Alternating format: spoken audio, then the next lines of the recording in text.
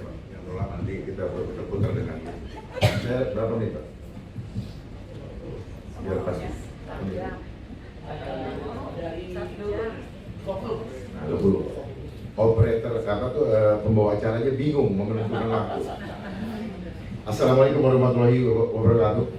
Shalom, salam sejahtera, Om Swastiastu, nama budaya, salam kebajikan. Salam Pancasila. Saya sangat terkesan atas, saya tidak perlu berpanjang-panjang, saya langsung pada materi. Saya sangat menghormati pada pemaparan sebelumnya, termasuk senior kami, mantan Kasal, Laksamana Slamet Subianto, pemaparannya luar biasa. Tadi sudah mulai masuk kepada prakteknya. Saya akan menyampaikan kondisi terkini bangsa kita. Kita semua sudah tahu teorinya, kita sudah tahu semua sejarahnya. Tetapi kenapa kita tidak berhasil? Kenapa sekarang Indonesia mulai goyang? Karena kita tidak tahu bahwa sekarang telah terjadi gerakan globalisasi yang akan menghancurkan bukan saja Indonesia tetapi seluruh dunia. Catat ini, seluruh dunia. Kenapa? Mereka bekerja secara terstruktur, sistematis dan masif. Kenapa struktur? Karena dia punya organisasi besar dengan sistem perekonomian yang dia kuasai di seluruh dunia. Kemudian kenapa sistematis? Karena mereka bergerak begitu halus, step by stepnya jelas, pelan-pelan, dan kita terhipnotis untuk ikut menerimanya. Karena apa? Menyenangkan untuk hawa nafsu kita. Tawarannya adalah macam-macam, ekonomi, tapi maksudnya adalah mudah dan cepat. Kenapa? Manusia fitrahnya, nature kita dalam fisik seperti ini, itu senangnya dikasih mudah, nggak senang yang susah-susah. Makanya dia tahu secara psikologi dia bisa. Kemudian masif, karena mereka semua bergerak di seluruh dunia, di dalam seluruh sendi kehidupan, tidak ada yang lolos, termasuk handphone yang Bapak Ibu pegang sekarang. Ini adalah alat mereka untuk melakukan propaganda seluruh dunia dengan cara yang sistematis dan masif. Propaganda yang dilakukan adalah propaganda ketakutan. Itu berlangsung di seluruh dunia. Dan propaganda ketakutan adalah caranya iblis. Dan ini berlangsung sejak dunia ini ada. Ketika Adam dan Hawa dibuang, di situ muncul ketakutan. Jadi kenapa ada rasa ketakutan dalam diri kita? Itu sejarah awalnya. Pelaku hoax yang pertama adalah iblis. Korban hoax pertama adalah Hawa. Kenapa Hawa digunakan sebagai kata lain, sebagai pemuas keinginan kedagingan kita atau hawa nafsu, bukan Adam nafsu. Dan di mana-mana reklame semua menampilkan sosok Hawa, bukan pria. Coba dia punya frekuensi kalah. Itu. Nah, selanjutnya cara bekerjanya globalisasi ini sudah sejak dulu, dan dia punya organisasi yang begitu kuat, bukan negara, non-state actor, dan begitu kuat, dan kita masuk bagian itu. Itulah kelirunya. Makanya Bung Karno menentang hal-hal yang sudah ini. Saya tidak mau menyebutkan karena ini rawan buat saya. Dengan underbownya bergerak secara masif, tujuannya cuma satu, totally control. Jadi globalisasi adalah sistem. Di atas globalisasi ada suprasistem. Sistemnya untuk apa? Untuk menyamakan sistem seluruh dunia. Dan mereka standarkan segala literatur, apapun yang kita pegang sekarang, sepanjang itu ngambil dari luar, itu adalah cara mereka memanipulasi kita punya konsep berbeda. Jadi sekarang kita di sekolah-sekolah dari dulu, Perang Dunia 1, Perang Dunia 2, kita dibodoh-bodohin ternyata. Mana ada Perang Dunia Tuhan bikin berjilid? Rupanya disetting supaya semua kita yang sekolah, oh Perang Dunia. Jarak dari bumi ke matahari sekian. Emangnya dia pernah ke sana?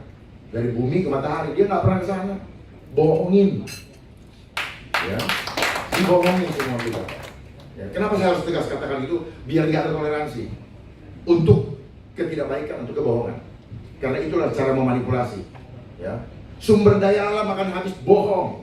Sepanjang kita hidup, Tuhan akan berkati kita. Bohong itu. Minyak akan habis, bohong. Minyak itu seperti mata air, kapan aja Tuhan mau bikin ada. Persoalannya kita jauh dari Tuhan. Lalu dia ciptakan ini yang saya bilang, propaganda ketakutan. Dia bikin ketakutan.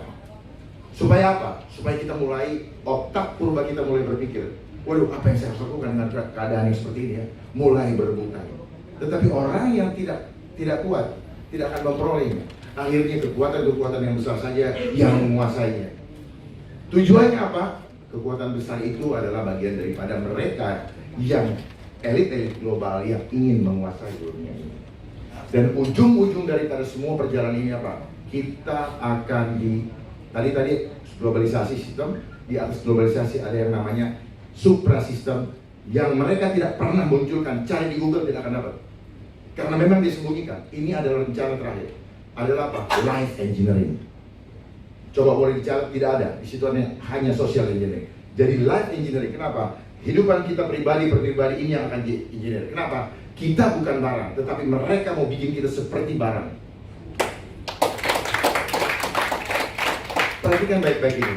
Kita hidup dari kekuatan supranatural, bukan dari kekuatan dari hitungan matematika. Seperti apa bapak-bapak sebutkan tadi. Bukan. Makanya Indonesia spiritual, karena kita memang lahir dari kekuatan supranatural, bukan dari hitungan matematika, tetapi sistem yang ada sekarang dia mau bawa kita kepada hitungan eksak. Demokrasi juga begitu, satu-satu suara, one man one vote one value, ya kan? Terus kemudian demokrasi mau dibilang seperti apa namanya? Mau dibandingkan dengan musyawarah? No, it's not the same. Walaupun demokrasi kita Pancasila, agar apa? Kembali lagi kepada nilai-nilai ketuhanan tadi. Ya. Saya boleh tantang siapapun ahlinya untuk mempersoalkan itu. Catat kata-kata saya, kalau kita tidak waspada, kita bisa berantakan semua generasi muda. Karena di sini ada kekuatan hipnotis. Dan saya bisa buktikan, saya praktekkan sekarang. Inilah yang membuat kenapa tidak ada satupun orang yang tahu bagaimana cara menghentikan hoax. Karena mereka bermain dengan begitu masif dan masuk pelan-pelan. Tidak ada yang mau melepaskan ini kan sekarang. Semua dibawa kemana-mana. Kenapa? Inilah cara mereka masuk dengan masif. Pelan-pelan. Pertama GSM. Kemudian ada fitur-fitur, kemudian tambah, akhirnya kita ikutin terus. Setelah itu apa? Gelombang elektromagnetik yang ada di sini, dia merusak struktur DNA dari setiap sel-sel tubuh manusia. Struktur DNA ini kemudian dia merusak membran sel. Membran sel akan menghasilkan enzim-enzim negatif atau beracun, dan hormon-hormon itu yang akan mempengaruhi mindset kita tanpa kita sadari, termasuk saya.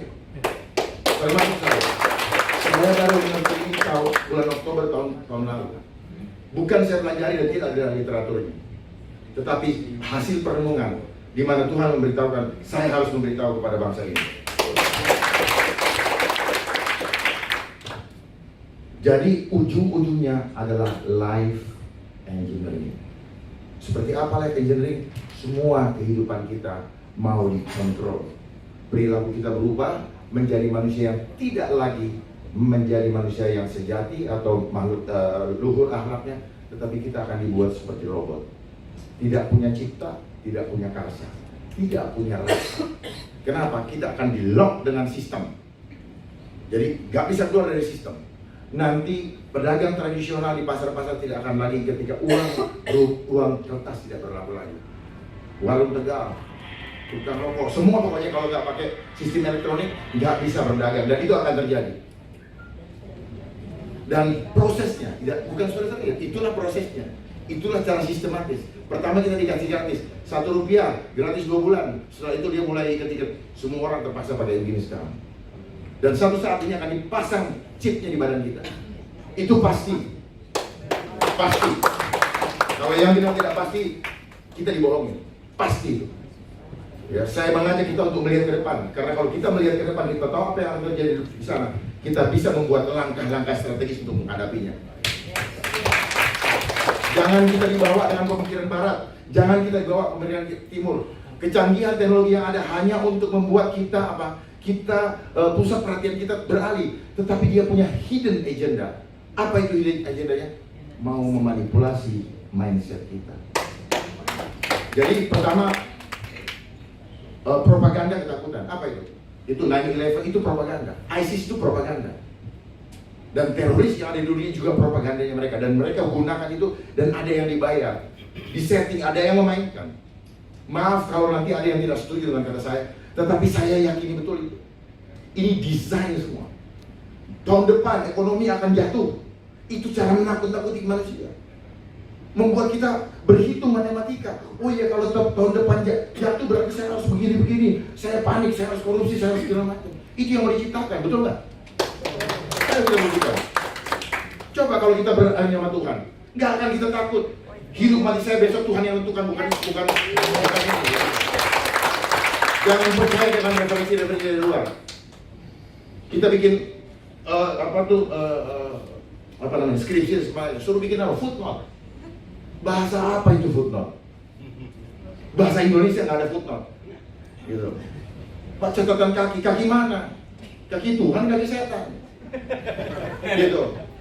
Maaf kalau ada yang sini yang tidak setuju. Saya siap berhadapan.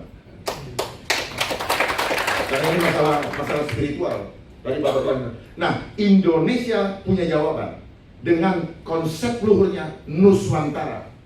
Nu adalah makhluk, Swa adalah mandiri, Anta adalah menuju, dan Ra itu Tuhan. Jadi makhluk mendiri menuju ke Tuhannya.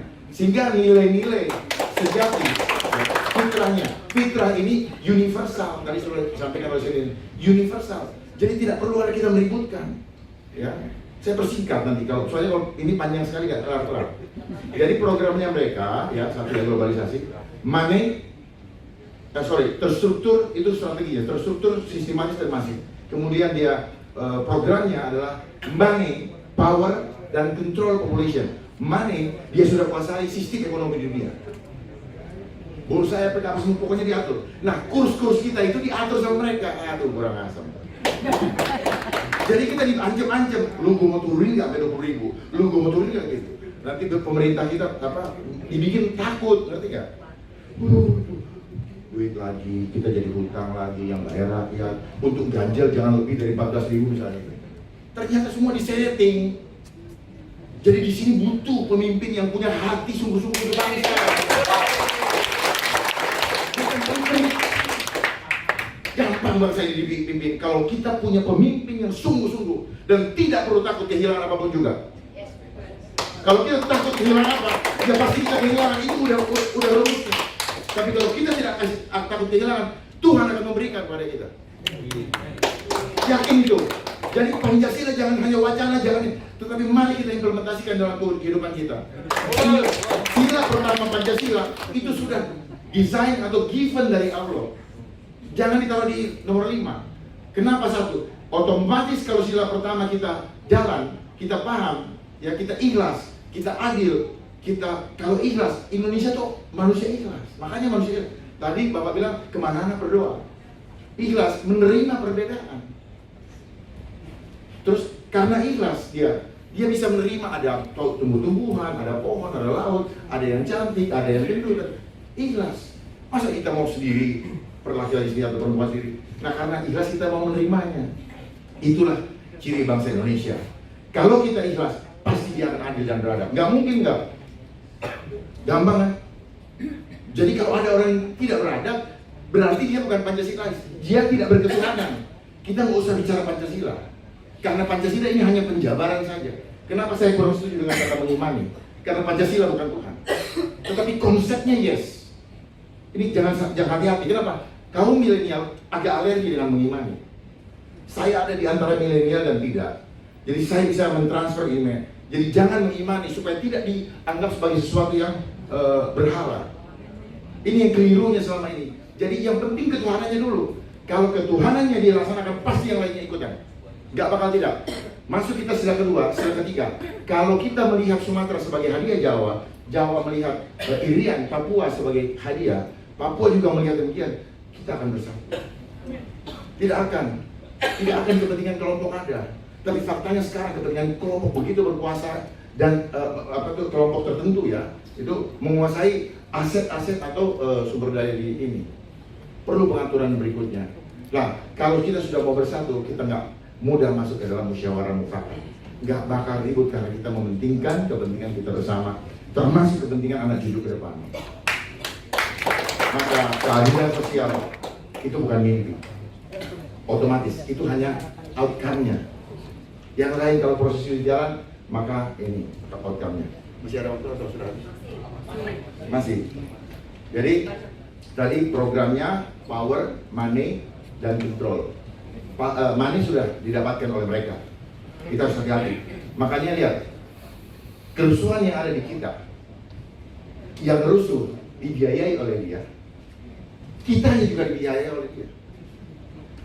Jadi semua konflik di dunia, dia biayai dan dia biayai. Yang defense dia biayai, yang rusuhin dia biayai. Orang perang dunia aja mereka biayai kok. Jadi semua dibiayai, kita nggak usah marah. Ini ada yang main di belakang. Saya buka aja, ada yang main di belakang. Karena kalau nggak dikasih tahu, kita saling curiga. Enggak, bukan orang Indonesia. Tetapi dia gunakan orang-orang Indonesia yang mata duitan. Saya tidak mau mengatakan pengkhianat. Kalau Pancasilais, kita tidak boleh menuduh orang. Kita tidak boleh menjalin orang. Kita harus mengambil soft power. Kalau kita mengatakan pengkhianat, kita sama dengan tidak Pancasilais. Jadi nggak boleh mengeluarkan kata-kata. Semua harus Pancasilais. Semua harus sesuai dengan Tuhan. Tuhan tuh baik kok. Tuhan tuh nggak pernah maki orang kok. Tuhan tuh penuh dengan kasih kok. Jadi kalau orang ngajak ribut, itu bukan Pancasila. Itu dia tidak berketuhanan. Dia berlindung di balik ketuhanan untuk mendapatkan keuntungan omong kosong. Perhatikan setiap konflik selalu karena ada nilai ekonomi. Atasan bawahan ribut karena ada uang. Ya, ini kelompok ini karena ada uang. Rebutan ini karena uang. Makanya demokrasi yang harus sekarang perlu diperbaiki.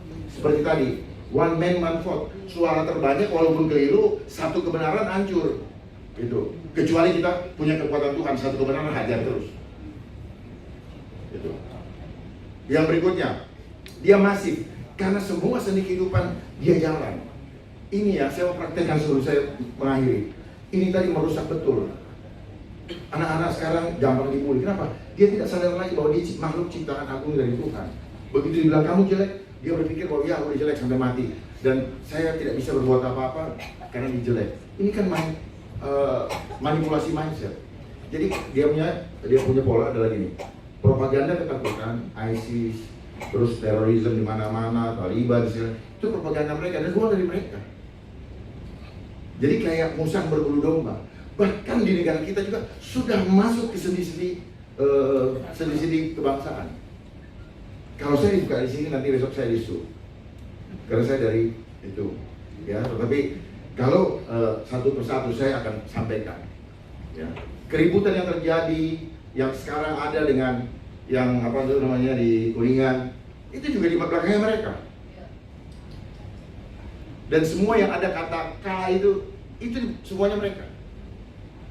Dan itu malah justru bikin negara makin berhutang. Cuman kalau dibuka begini, mana ininya? Ya. Konsep-konsep yang mereka tawarkan juga semua dengan hitungan matematika. Supaya orang tidak perlu memikirkan Tuhan, tidak perlu untuk menjauhkan keimanan manusia dari kemahakuasaan Allah Subhanahu wa Ta'ala. Itu cara mereka. Ujung-ujungnya dari light engineering membuat kita mau dibawa ke konsep ateis. Bahwa hidup manusia ketika kau di dunia, kau jangan mikirin kekuatan supranatural. Nggak bisa. Makanya akan bentur. Orang berdagang, ayam disuntik di broiler, dijual ke Kentucky. Makannya enak karena ada bumbu, terus kemudian kenyang. Tapi orang yang mengkonsumsinya siap-siap menjadi market untuk pabrik obat. Ini lingkaran setan. Jadi semua persoalan ini coba dilihat dengan kacamata yang berbeda, supaya kita lebih tajam, lebih jeli melihat persoalan. Sehingga kalau kita sudah melihat gitu, ini kayak gini. Jadi kalau orang ngajak ribut nggak mau. Gitu. Jadi kita nggak usah lawan yang keributan. Dengan konsep, prinsip tetap. Karena apa? Kita tidak punya kemampuan kalau tidak melibatkan Tuhan di dalam kehidupan kita. Omong kosong. Tidak sangat terbakar. Papua bisa selesai asal dia datang ke kaki Tuhan. Dia demo akan bisa selesai. Di mana saja.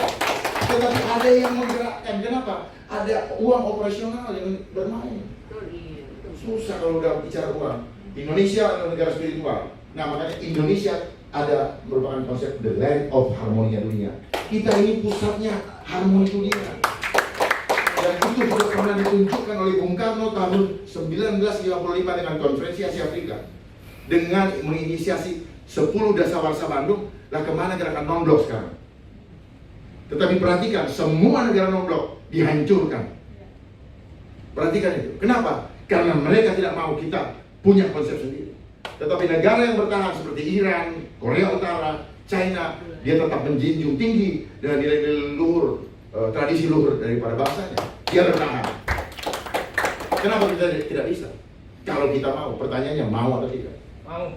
Kalau mau, berbuat, jangan hanya ngomong.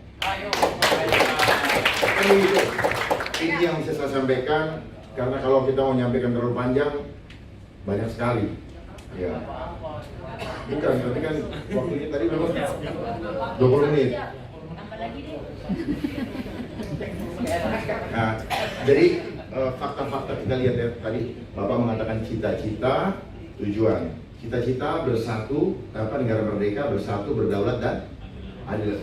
Perhatikan semua itu. Lihat tujuannya. Lihat faktanya sekarang terjadi deviasi yang begitu lebar. Bohong kita. Bayangin ini, mencerdaskan kehidupan bangsa. Sekolah cuma diajar bagaimana kecerdasan intelektual. Kecerdasan spiritual sudah tidak diajarin lagi. Makanya anak-anak gampang itu programnya siapa? Programnya non-state actor. Dia masuk ke Departemen Pendidikan dan Kebudayaan lewat caranya saya nggak tahu. Masuk di situ sehingga akhirnya seperti itu. Sadar atau nggak sadar? Saya nggak tahu. Dan itu begitu. Dan sebagainya. Bahkan sudah masuk kepada seni-seni yang, aduh gimana ngomongnya? Agak susah. Dan ini mengatur sistem. Nanti kalau ini sudah terkoneksi semua sistem, maka kita akan dikontrol dari sana. Dan untuk menyelenggarakan supaya sistem itu terkonek, kemudian nanti kita dipinjemin uang untuk menyelenggarakan agendanya. Setelah selesai, kita dikontrol, pinjaman jadi hutang. Hebat kan? Ya itu yang mau saya sampaikan, karena kalau saya sampaikan ini bocor halus saya ini. Saya bukan teoritis, saya praktisi, tetapi saya yakini apa yang saya sampaikan. Saya akan hadapi dengan segala risiko, karena saya tahu ini berisiko.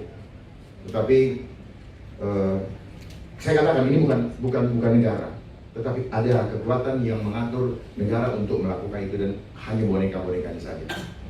Nanti kalau kita head to head face to face saja, karena penting ini. Saya lihat banyak foto, takut pasti direkam. Wabillahi taufiq wal hidayah. Assalamualaikum. Kalau ada warahmatullahi wabarakatuh. Kalau ada hal-hal yang kurang pas, saya mohon maaf, dan saya siap untuk mempertanggungjawabkannya.